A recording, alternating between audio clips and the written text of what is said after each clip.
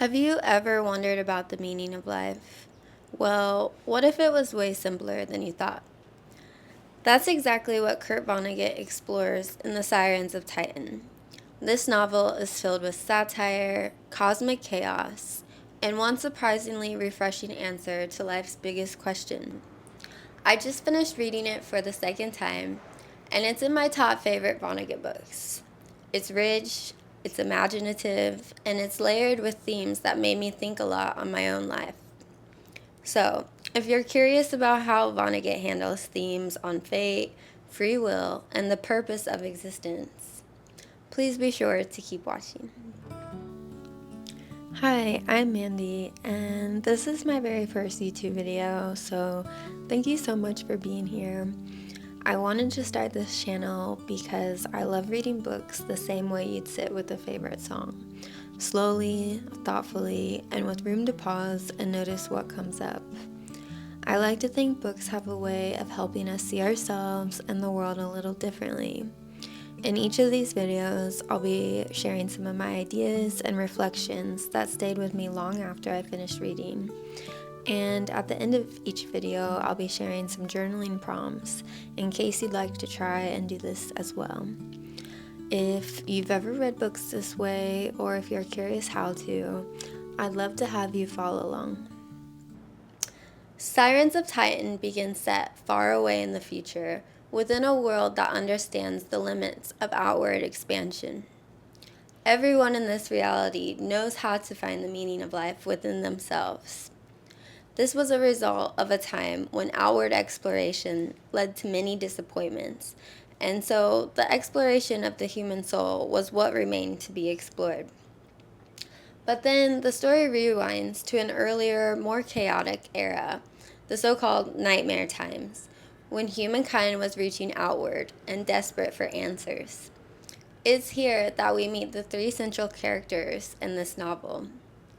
There's Winston Niles Rumford. He's a wealthy, aristocratic man. You can think of an old-school, Ivy-educated type.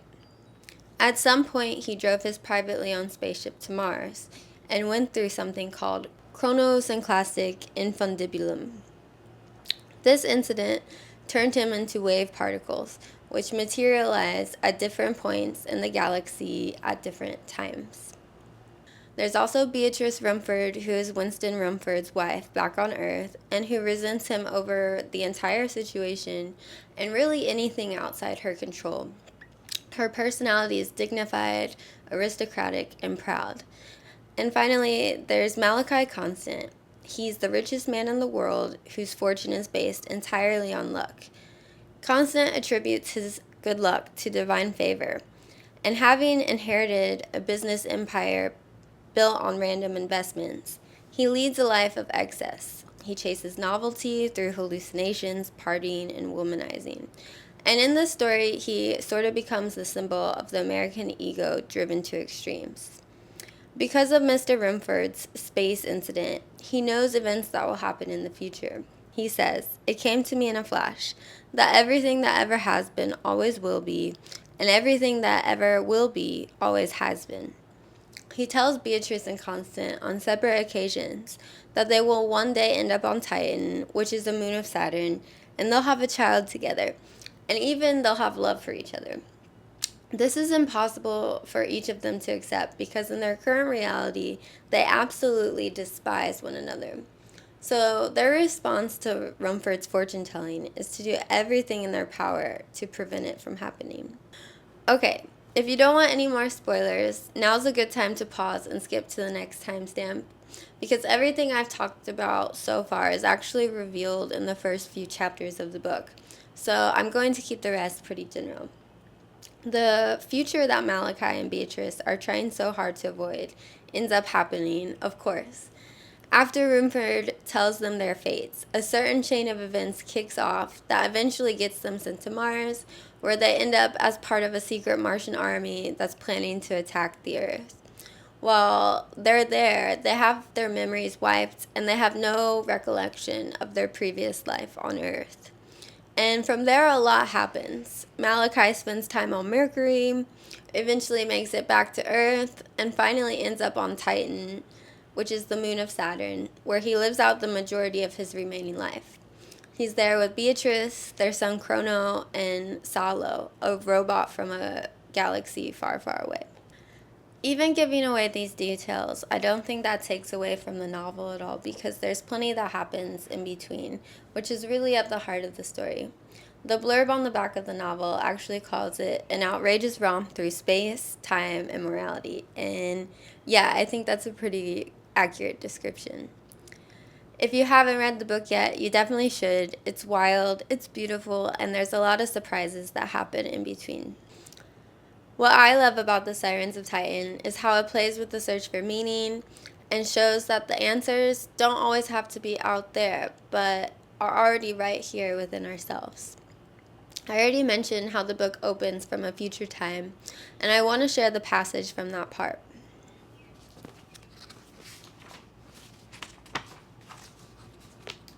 It says, "Everyone knows how to find the meaning of life within himself, but mankind wasn't always so lucky. Less than a century ago, men and women did not have easy access to the puzzle boxes within them. They could not even name one of the 53 portals to the soul. Gimcrack religions were big business. Mankind, ignorant of the truths that lie within every human being, looked outward, pushed ever outward. What mankind hoped to learn in its outward push was who was actually in charge of all creation, and what all creation was all about. Mankind flung its advanced agents ever outward, ever outward. Eventually, it flung them out into space, into the colorless, weightless sea of outwardness without end. It flung them like stones.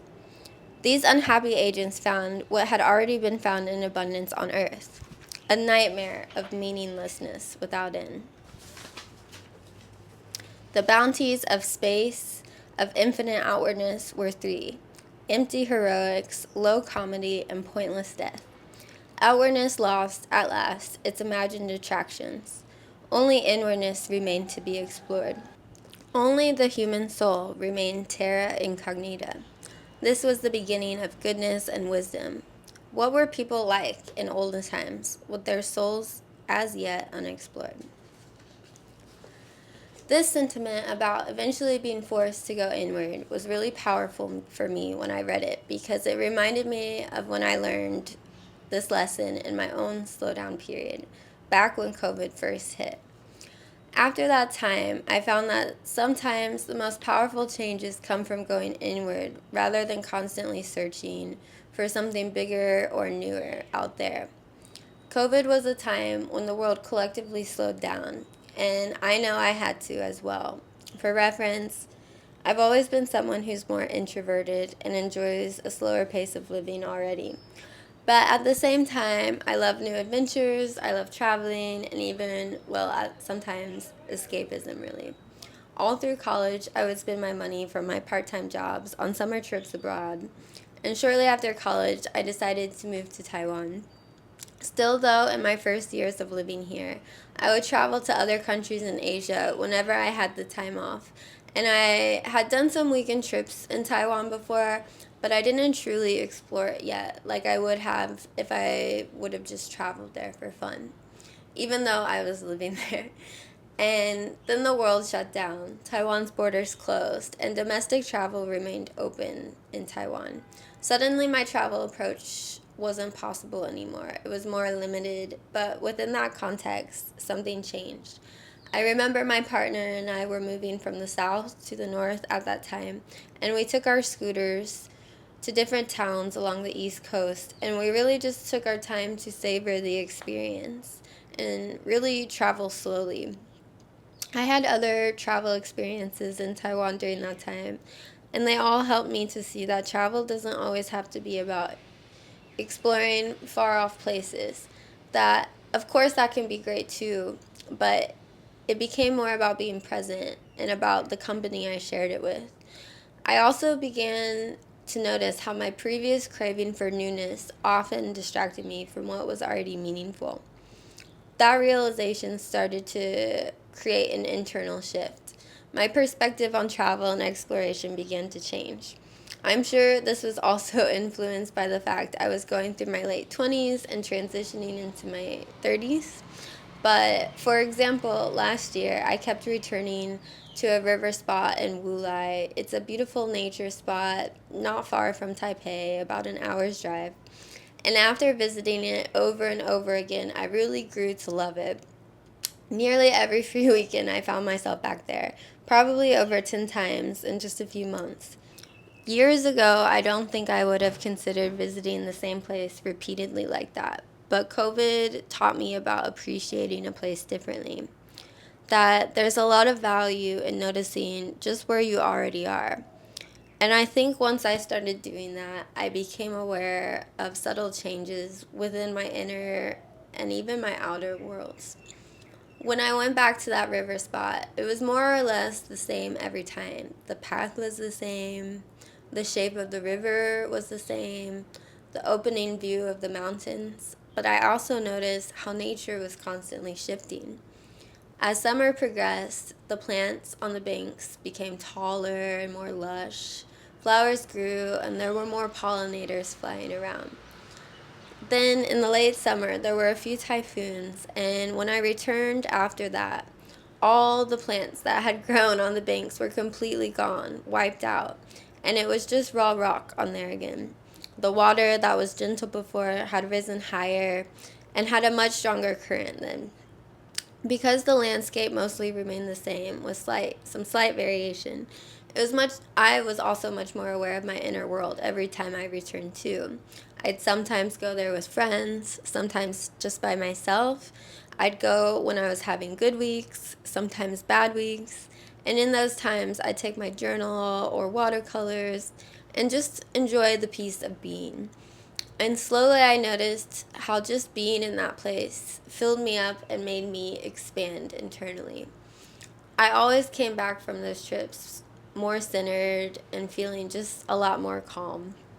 It also became an experience for me to know that meaning isn't found in far off places, but in the way we choose to experience the present.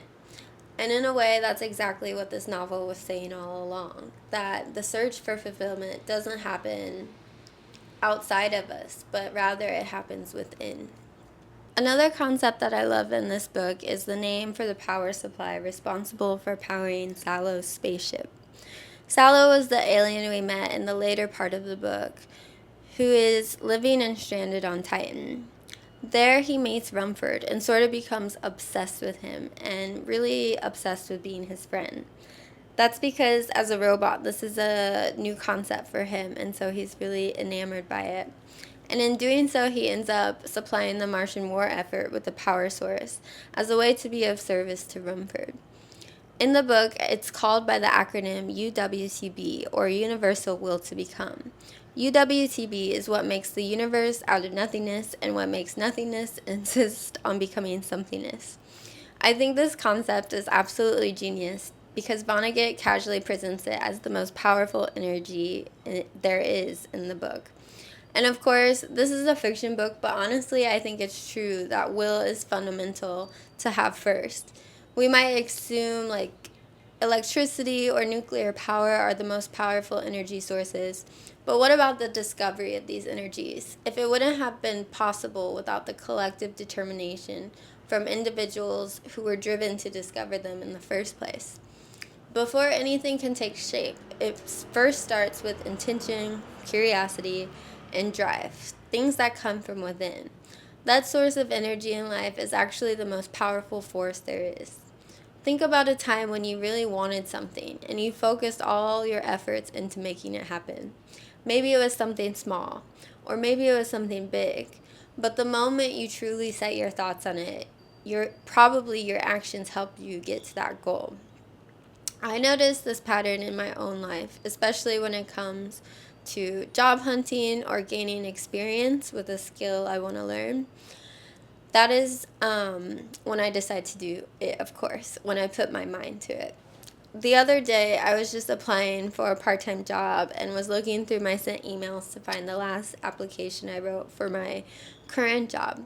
I wanted to reference it and tweak it for the new one that I was applying to.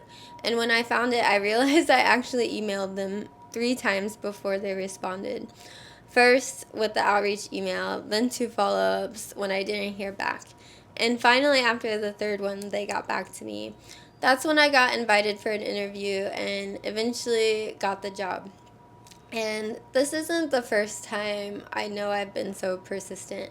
Looking back, I think my mindset around this was somewhat shaped by a quote that hung above my dad's desk in our garage. And it's now forever etched rent-free in my mind. It's by Calvin Coolidge. Maybe you've heard it before, maybe you've seen it. I'll also post an image here. It says, "Nothing in the world can take the place of persistence. Talent will not.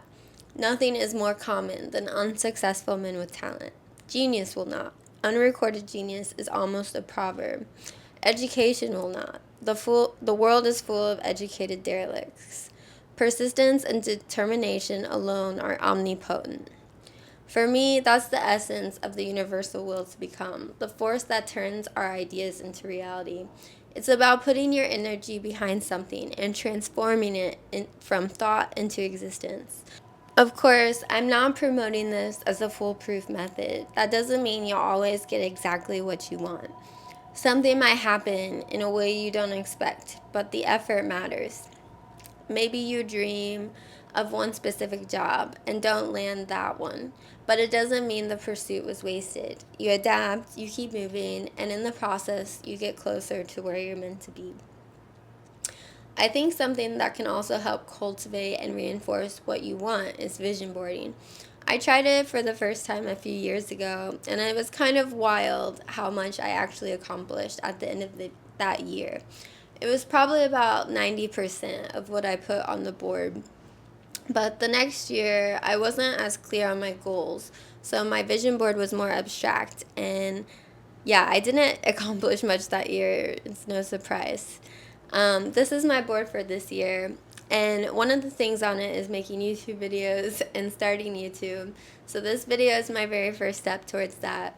There's still a lot to do, but it's exciting to try something new. Vision boarding is something that could be talked about in greater detail, and you can find lots of videos about it online. But it's actually backed by science. The idea is linked to something called the Reticular Activating System, or RAS, and this just means that when your brain sees your goals every day, it starts aligning your actions with them. This is just one suggestion for channeling your energy into something you want, but also you don't necessarily need to do this. Just take a second to remember that something that's part of your life now, or something you did, or something you have done. At one point, it was just a thought you had, just an idea, and then you made it happen with your actions. That's the essence of the universal will to become. And I love that Kurt Vonnegut uses this futuristic sci-fi novel to explore that concept. The final part of the novel that truly stood out as a special moment was in the epilogue, when Constant, Beatrice, and Chrono have been living on Titan for many years. They've grown old and now live separately. Beatrice lives in an old mansion that once belonged to Rumford, and Constant lives near his spaceship, where he leads a self-sufficient life. It's only in these later years that they develop a relationship built on genuine care. Not romance, but the quiet companionship that comes from a shared history and mutual kindness. Constant checks on Beatrice from time to time, bringing food he's made, and tidies up her place because she doesn't know how to clean. Meanwhile, Beatrice spends her days writing a novel, occasionally seeking Constance's thoughts on her work. It's in this context where Constance says it took them this long to realize that the purpose of human life is to love whoever is around to be loved. When I read this, I especially felt sentimental because it's such a simple and powerful reminder.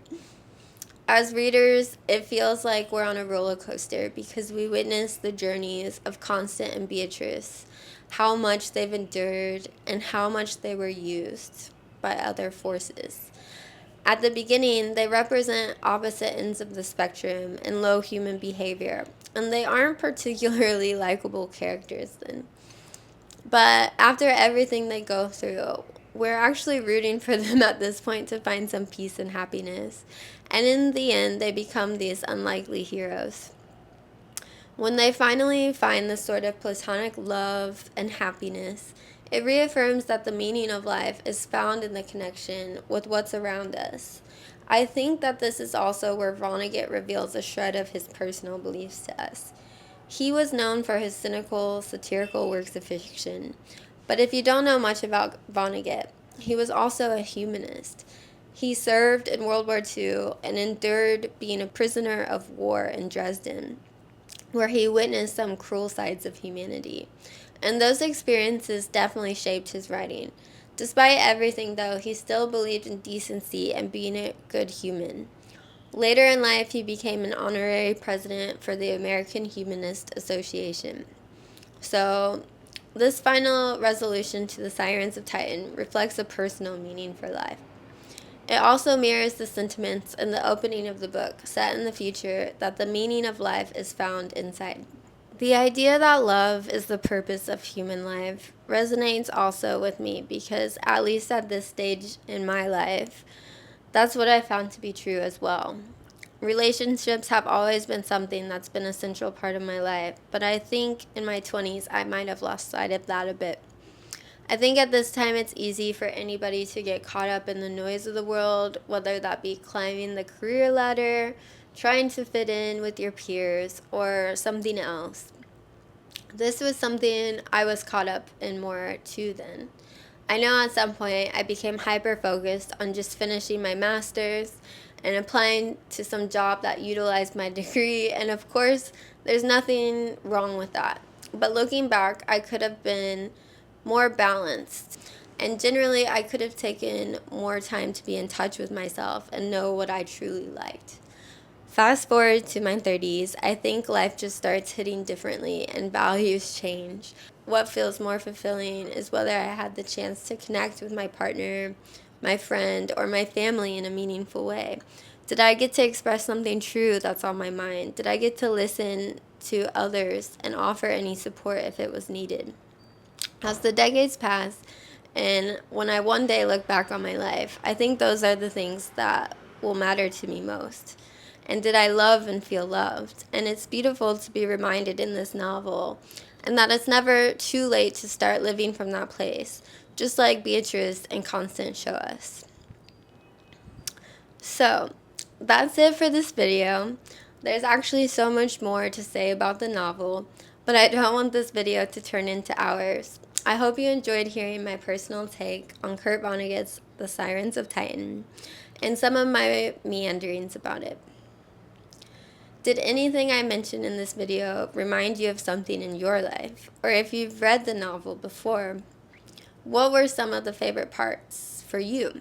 I'd really love to hear your thoughts in a comment.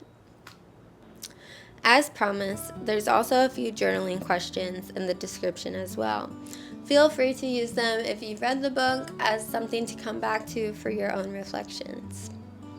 If you've stayed here to watch the whole video, thank you so much. I really appreciate it, and I hope to see you in another video. Bye-bye.